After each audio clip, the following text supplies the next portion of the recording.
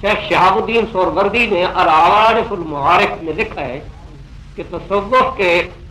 معاملہ اور یہ اس علم کو وہ آدمی سمجھ سکتا ہے اور مان سکتا ہے یا تسلیم کر سکتا ہے جو خدا کو قادر مطلق کہ خدا قادر ہے ایسا کرا ہے، ورنہ جو آدمی ایسا نہیں ہو، یقین پختہ نہیں ہو، اس کے لیے بہت مشکل ہے، عالم ہو جاہل ہو یہ سب برابر ہے، کوئی سمجھ نہیں سکتا، عقل حیران ہو جاتی۔ دوسروں کی بات کیا ہے، میں آخری کتابیں پڑھتا تھا، انتہائی کتابیں، قاضی مبارک، امور عامہ، خیالی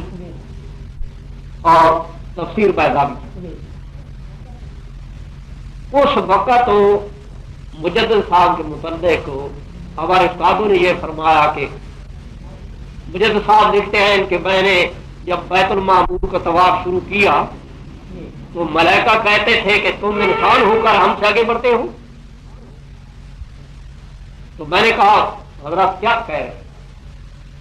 مرزائی معراج رسول کو نہیں مانتے، آپ امام ربانی کو چہارم آسمان پر لے جا کر کے بیت المعمور کا طواف کرا رہے، یہ کیا بات؟ تو آپ فرمانے لگے یہ ہماری سمجھ سے غلط ہے، نہ آپ سمجھ سکتے ہیں نہ ہم سمجھ، وہ ہم سمجھ آتی ہیں، فرشتے طواف کرتے ہیں، لیکن ہم جس وقت ہم فرشتوں کے ساتھ مل کے طواف کرتے ہیں ان سے آگے بڑھ کے نہیں کرتے، تیزی سے کرتے ہیں، وہ اتنی تیز نہیں چلتے جتنے کہ آپ انسان تیز کرتے ہیں۔ بیت العزا کا، بیت المعمور کا، بیت العزا پہلے آسمان پر ہے، ہر آسمان پر کعبہ ہے، ہر آسمان پر فرشتوں کا ایک کعبہ ہے، لیکن طواف کے لیے وہی ہے،